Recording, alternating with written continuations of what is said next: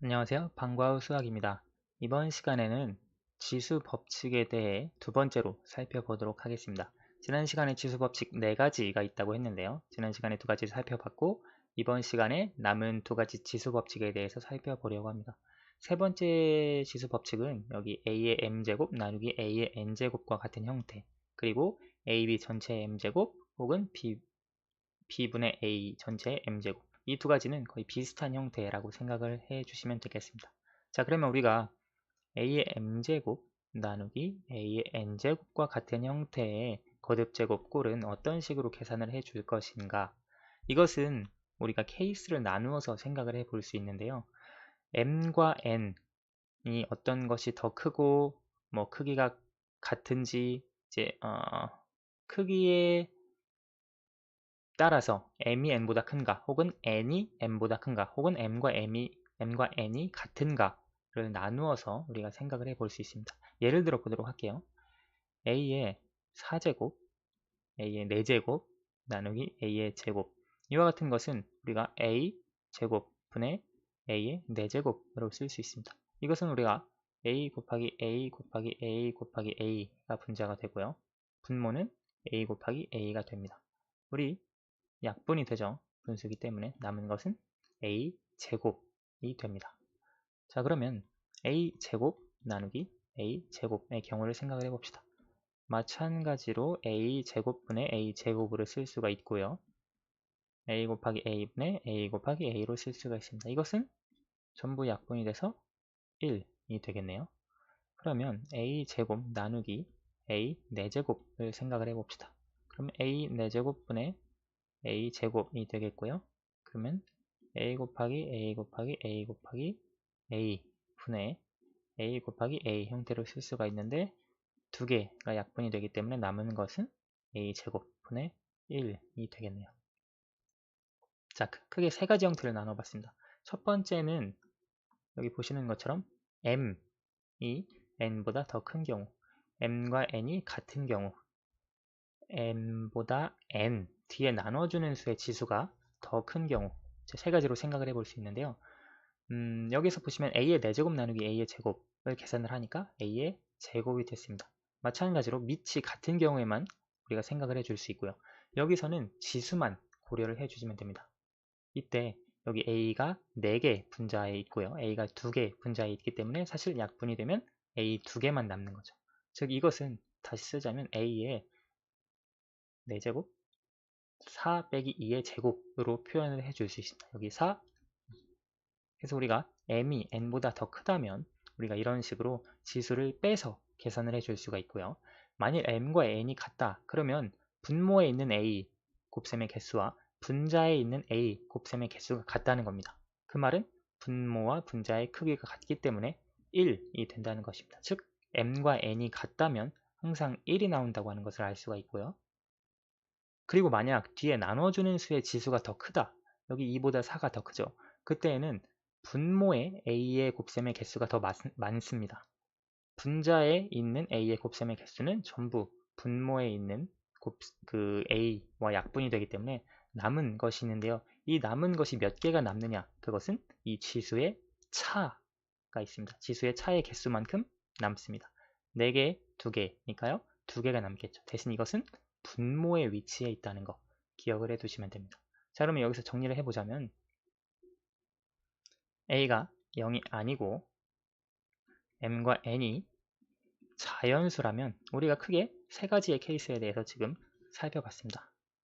첫 번째, m과 n이 더 클 때 a의 m제곱 나누기 a의 n제곱은 a의 m 빼기 n의 제곱이다 라고 하는 것을 알 수가 있고요.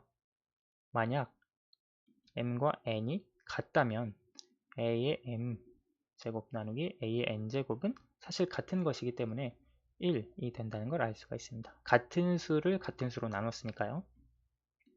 m보다 n이 더 크다면 a의 m제곱 빼기 a의 n제곱은 a의 n 빼기 m 제곱의 1, 제곱분의 1이다 라고 하는 것을 알 수가 있습니다. 즉 여기 세 번째는 더 큰 n에서 m을 빼준다고 하는 것을 알 수가 있습니다. 이 세 가지로 나누어서 여러분이 기억을 해 주셔야 됩니다. 사실 여러분이 나중에 뭐 더 높은 학년에 올라가서 배우게 되면 사실 지수 법칙은 이 m, n이 자연수일 때뿐만 아니라 뭐 정수, 유리수까지 더 확장이 됩니다. 그래서 사실 이 세 가지 케이스로 나눌 필요가 없이 예를 들어 a의 제곱 나누기 a의 4제곱 같은 경우에는 a의 2 빼기 4, a의 마이너스 2 제곱으로 써줄 수도 있습니다. 이건 그냥 참고로만 들어보세요. 그러니까 이와 같은 형태로 우리가 이 법칙 하나로만 적용을 할 수 있다는 걸 알 수가 있는데요. a의 마이너스 2 제곱은 무슨 얘기냐면 지수에 음수가 있을 경우 이 수의 역수를 취해서 우리가 만들어줄 수 있습니다. 이와 같은 형태로. 아무튼 이런 것도 있기는 하지만 여러분들은 지금은 이 세 가지 형태로 지수 법칙을 적용할 수 있다는 것, 나눗셈에서 그것을 기억을 해 두시기 바랍니다. 예를 들어 보도록 할게요. a의 제곱의 세제곱 나누기 a의 5제곱 있다고 해봅시다. 여기 보시면 a의 제곱의 세제곱은 a의 6제곱이 되겠죠. 그리고 a의 5제곱. 여기 앞에 있는 지수가 더 크기 때문에 a의 6 빼기 5가 돼서 a가 되겠네요. 하나 더 해봅시다. b의 제곱 b의 제곱 나누기 b의 세제곱의 제곱. 이것은 b의 제곱 나누기 b의 6제곱. 이것은 뒤에가 더 크기 때문에 분모로 가겠죠. b의 4제곱분의 1이 되겠습니다. 왜냐면 b의 6 빼기 2의 제곱이 이게 분모가 될 테니까요. 그래서 이런 식으로 어렵지 않게 해줄 수 있습니다. 자, 그러면 마지막 지수 법칙.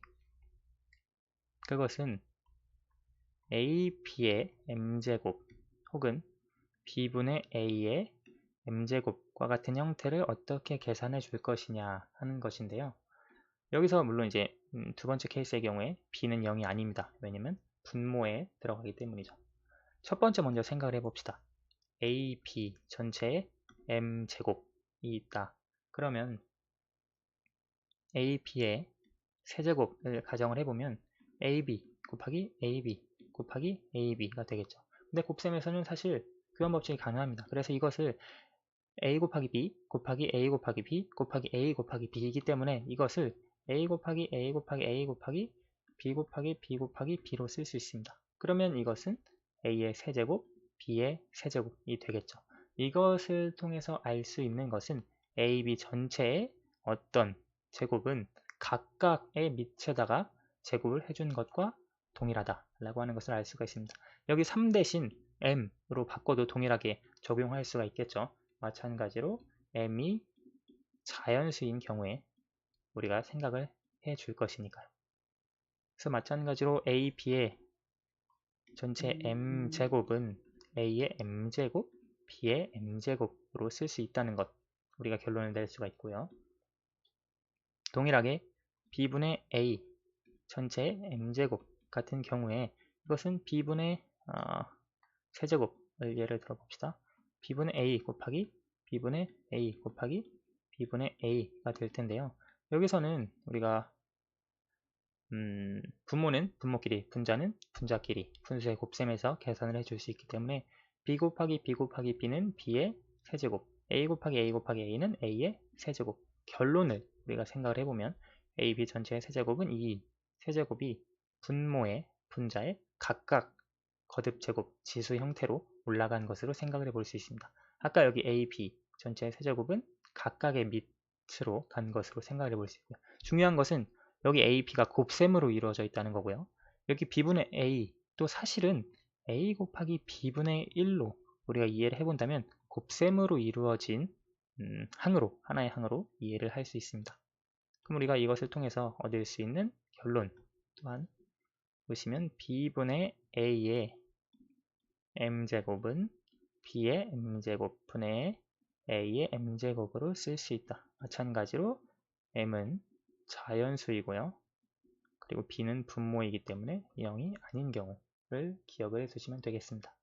이와 같이 지수 법칙이 있다는 걸 알 수가 있고요. 한 2문제 정도 살펴보고 이제 정리해 보도록 하겠습니다. 예를 들어 A, B에 A, B에